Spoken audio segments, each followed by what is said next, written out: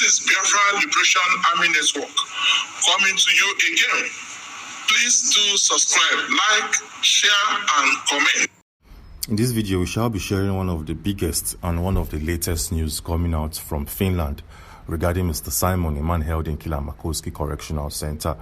In this video, we shall be discussing and analyzing a recent update and a very, very big and magnificent feat that we all need to see and understand. So the question here is, what has happened in Finland and why is it a big news? Well, the International Court of Justice, also known as the ICJ, have officially accepted Mr. Simon's case into their judicial proceedings. Yes, just in case you don't know, Mr. Simon, together with his lawyer in the person of Carl Gumerus, recently submitted their documents and their case file to the ICJ, asking this international court to review their case file with Finland. But as we speak, the ICJ has officially adopted their file and it will be looked into. Yes, the moment the ICJ adopted Mr. Simon's case file, a lot of things played out.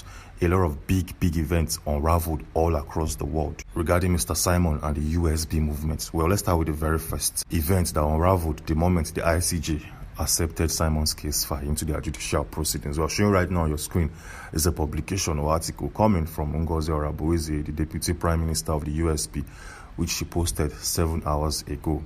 It states, breaking updates from Finland. All charges dropped and case dismissed for the 4 USP citizens. All charges as terrorist financiers for the 4 innocent citizens arrested in conjunction with Prime Minister Simon by Finland have been dropped and case dismissed and discharged due to lack of evidence. The decision and update was made in Finland and communicated to the USB today, which was on the 14th of May of 2025. As you can see, this is an official statement coming from Ngozi Orabueze. Just in case you don't understand, Simon was arrested together with 4 other individuals on the 24th of November of 2024. But as we speak, these 4 individuals has been released by the Finnish authorities, claiming that they couldn't find any evidence on them and they have been set free and their case closed. Yes, this happened immediately. Simon submitted his case file to the ICJ and the Finnish authorities were forced to release these guys, acquit them of all their charges and set them free. And that is not even all. Something else happened in Tanzania that has to do with Simon, a man held in Kilamakoski Correctional Center. So the question here is, what has happened? Well, remember in our previous video or one of our videos, we explained categorically that the president of Burkina Faso in the person of Captain Ibrahim Traore and the president of Tanzania and the person of Samia Suluhu Hassan are close friends and close allies. Yes, the president of Burkina Faso over some days now has informed the leader of Tanzania, a lady, to covertly show support for Simon and covertly show support or fight against any form of neocolonialism in the African continent. But as we speak, something big and something huge happened 10 hours ago. Showing right now on your screen is a post coming from the president of Finland in the person of Alexander Stubb. This is something you can actually fact check me. You can pause this particular video now, go to Twitter and search for his name, Alexander Stubb. You will find this update or this article clearly written on his post. Yes, the president of Finland traveled to Tanzania to meet with the president of Tanzania, who happens to be a close ally to the Burkina Faso president. Hope you're understanding.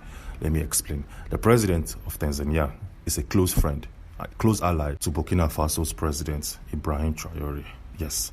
So the president of Finland traveled to meet this woman in her country. Showing right now on your screen is a clear confirmation. It states, "Thank you for the warm welcome, President Samia Suluhu Hassan. It is a great honor to be here to celebrate the 60th anniversary of diplomatic relations between Finland and Tanzania. I will be spending the next 3 days in Tanzania, accompanied by a business delegation." This is coming from the president of Finland. Yes. So this happened immediately. The ICJ accepted Simon's case file into their judicial proceedings. Yes, the president of Finland has traveled to meet a close ally, a close friend and a supporter of Simon, probably to have discussions on how Simon would face fair trial in their judicial proceedings or in their courts of law. This is a big one because the president of Finland will spend 3 days here in Tanzania, and I'm pretty sure a lot of conversations will come up, a lot of talks, a lot of meetings will be held, and Simon's case will be discussed because of the ICJ involvement and because of the president of Burkina Faso and the person of Captain Ibrahim Traore. Yes, moving on swiftly, that is not even all. The moment the ICJ accepted Simon's case file, something played out in Finland's judicial or Finland's political system. The question here is, what has happened and how will it affect Simon? We'll take a look at this publication or article showing right now on your screen, where it states Finland to second expert to International Criminal Court. It also went a step further to state that the national expert seconded by Finland will assist the International Criminal Court, the ICC, in the investigation of gravest international crimes. So as you can see, the government of Finland has shown willingness to respect the rulings and to aid the ICC, which is a department or an arm in the ICJ. Yes, Finland have promised to support the ICC in any investigation that has to do with international crimes and whatsoever. This is actually very simple to understand. This has to do with Simon. This definitely has to do with Simon. This cannot be a coincidence for Finland to start showing support and respect for the ICC rulings. This is a big one. And this came as a result of the fact that Carl Gumerus, the lawyer representing Simon, presented their case file in the ICJ. But that is not even all. Yes, the moment the ICJ accepted or adopted Simon's case file into their judicial precedent, a lot of things will definitely play out in the future. But then we'll come back to that in a second. Let's take a look at something very, very interesting that you need to know at this point in time. Yesterday, we published a video stating that the president of Burkina Faso is currently angry with Bianca Ojukwu, and he has summoned her to appear or to meet with him somewhere in Africa or in any part of Europe. But as we speak, Bianca Ojukwu has accepted to meet with Captain Ibrahim Traore, but she's saying that she cannot appear in person. She'll have to send a delegate because she holds or wields a very, very important role in the Nigerian political system. And as we speak, she's not available for any off-duty meetings. Yes. So Bianca Ojukwu is saying that, see, I want to meet with you. I definitely want to meet with you. But then I am not opportuned. I have a lot of work on my desk. I will send a delegate or a representative to meet with you and have that meeting with you anywhere in the world, or as the case may be. So what do you think about the statement and comments coming from Bianca Ojukwu? Do you think she's trying to play smart here, or is she saying or stating the truth? Well, nobody knows for sure, but one thing we know is that something is currently playing out in Anambra State. Yes, we all know that the president of the federal government of Nigeria and the president of Bola Ahmed Tinubu visited Anambra State last week. During his visit, this man made a statement that did not sit well, or probably will sit well with a lot of individuals in Nigeria. What did Bola Ahmed Tinubu say? Take a look at this publication or article coming from PM News. It states, Anambra, Tinubu set to end marginalization of Southeast. It also went a step further to claim that the Anambra State government says President Bola Tinubu is set to end infrastructural and economic marginalization of the Southeast region. The state government said this in a statement issued by the Commissioner for Information in the person of Law Mefo to express gratitude to Tinubu for his historic state visit to Anambra on the 8th of May of 2025. So as you can see, Bola Tinubu himself, the president of the country, knows that the Southeast are being marginalized. Yes, this is something he knows, and he has promised to end that marginalization in the southeastern region of the country. Well, if you look at this from a hindsight, this doesn't make sense. If you want to end something, you don't have to say it. You end it without saying, without even making a word or a sentence. You just end it. If Tinubu wants to end marginalization, he knows what to do, and I'm pretty sure he wouldn't do it at this point in time because there's no benefit. He's not going to gain anything because in the next elections, the Southeasterners will not still vote for him. Yes, if Tinubu wants to end marginalization, he should do it and not just say it.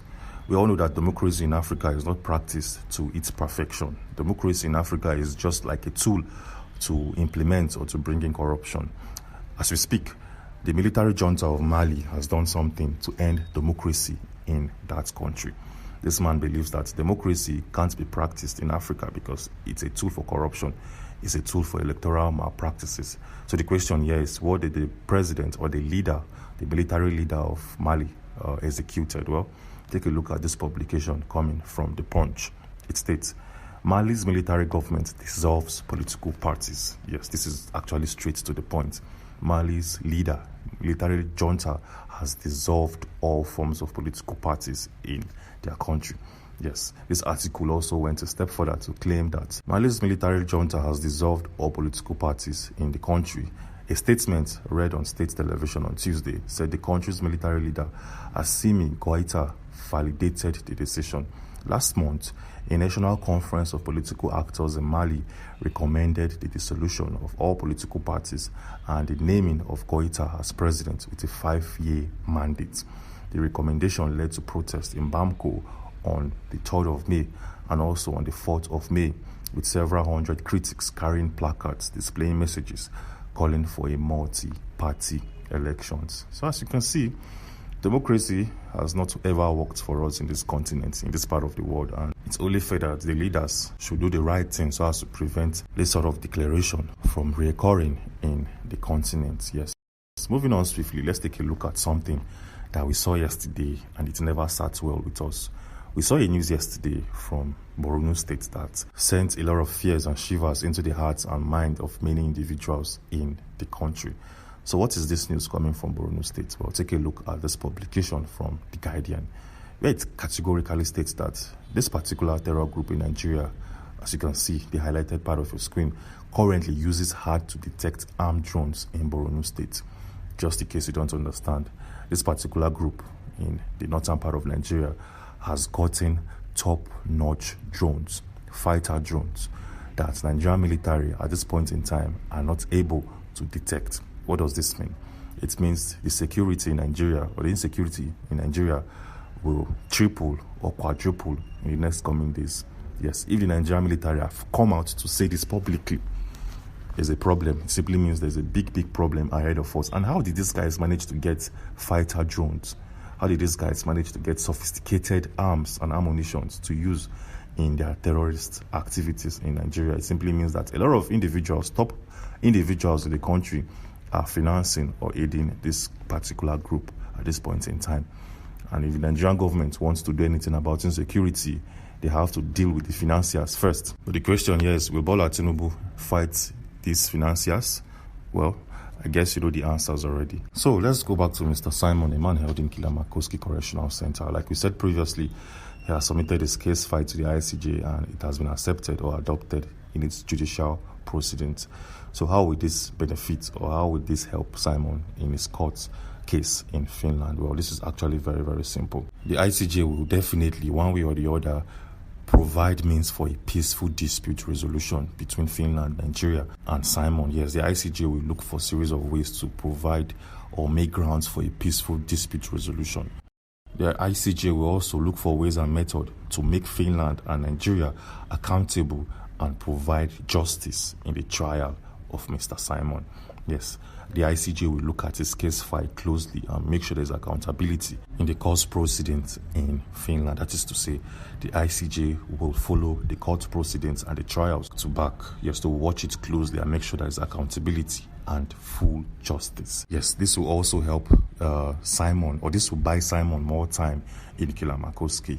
It's going to buy him more time to actually make sure his lawyer, Carl Gomeres, sits down and gets all of his facts and data together. Just in case you don't know, Carl Gomeres was appointed as the lawyer representing Simon just last month. And this man hasn't spent up to 1 month in his case. With the ICJ's involvement, it's going to buy more time for Simon and his lawyer so they can do their due diligence and also present facts and data to counter every single thing that will be coming from Nigeria and the government of Finland. Yes. Anyway,